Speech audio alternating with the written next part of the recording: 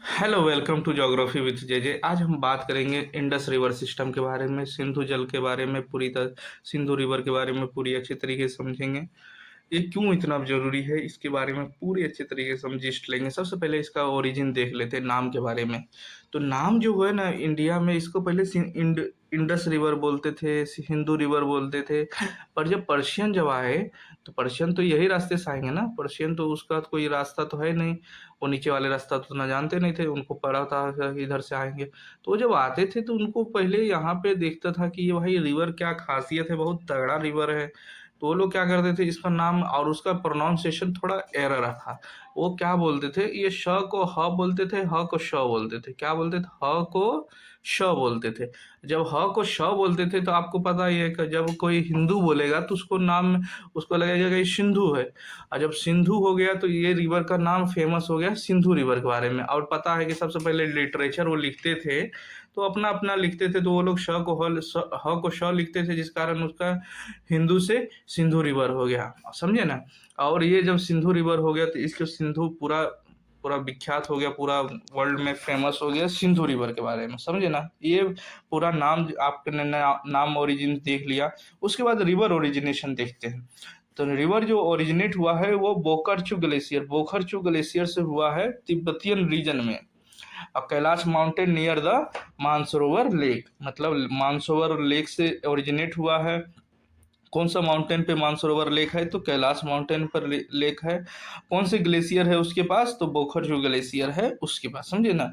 और जब वो इंटर इंटर इंडिया में करता है तो ये पता है कि ये देखिए, ये रीजन से इंटर करता है तो इसको डैमचौक पास बोलते हैं। डैमचौक टेमचौक पास से इंडिया में इंटर करता है। कौन करता है, तो सिंधु रिवर। समझ गए ना, सिंधु नदी ये इंटर करती है। और ये जब इधर से ओरिजिनेट करती है तो इसको देख रहे पहले श्योक रिवर आके मिलती है गिलगिट।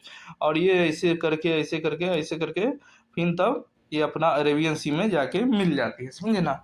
तो इसका जो ओरिजिन ओरिजिन तो आप समझ ही गए कैसे हुआ है।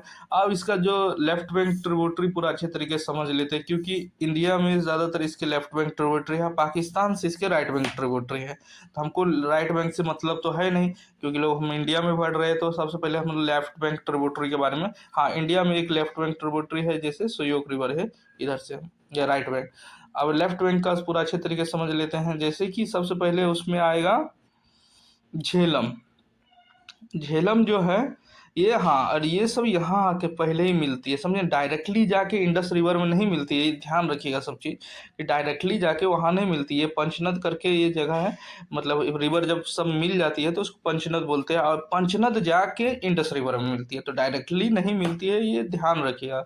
यूपीएससी में क्वेश्चन पूछा गया था लास्ट टाइम, तो ये ध्यान रखिएगा। उसके बाद हम समझते हैं कि ये अपना जो झेलम रिवर है, चिलाब रिवर है, रावी रिवर है, बियास रिवर है और सतलज रिवर है। और बियास और सतलज में इंडस और सतलज में एक खासियत है। सबसे पहले देखिए, दोनों का origin near the about same area है। समझे ना ये।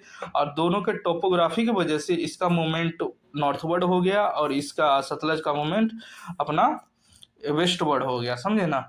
अब देखिए, अब ये एंसीडेंट रिवर है। एंसीडेंट रिवर किसको बोलते हैं, एंसीडेंट रिवर वो होता है जो अपना कोर्स कभी चेंज नहीं करता है, चाहे पहाड़ उठे या कुछ भी हो।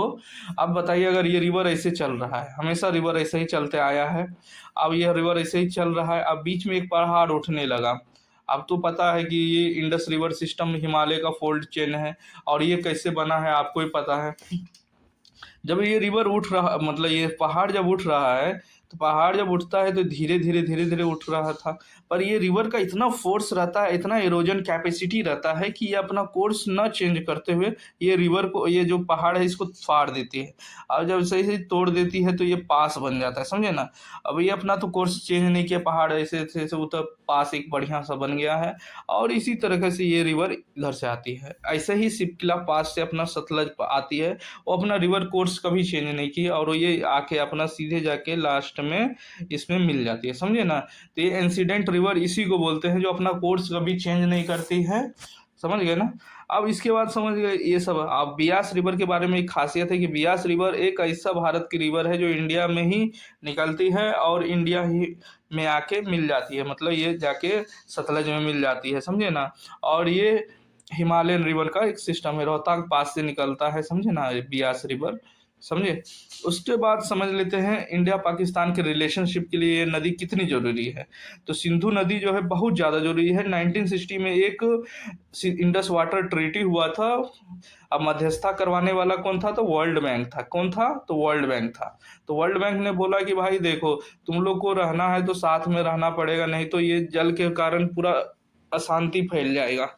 तो 1960 में अयूब खान पाकिस्तान से और इंडिया से अपने जवाहरलाल नेहरू जी ने तो ये संधि किया था। इसमें जो मेन था कि अपना जैसे Jhelum river, Chenab river, Jhelum river, Chenab river और इंडस रिवर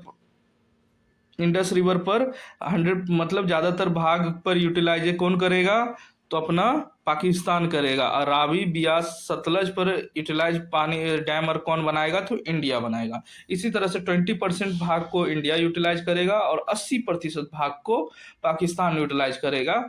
इस तरह से ये संधि में लिखा गया था, समझे ना। और टोटल लेंथ की बात कर ले, सॉरी ये शुरुआत में बताना चाहिए था मुझे, पर टोटल लेंथ की बात करें इंडिया का, मतलब ओवरऑल सिंधु नदी का, तो वो 3180 किलोमीटर है। कितना है, तो ये पूरा लेंथ है 3180। पर इंडिया की बात करेंगे मेनली, तो ये जो इंडिया में रीजन है यहाँ पर से लेके यहाँ तक, ये पूरा जो रेंज है 1114 किलोमीटर है। इसी तरह से छोटे छोटे वीडियो आते रहेंगे, जुड़े रहिए, बने रहेंगे। धन्यवाद।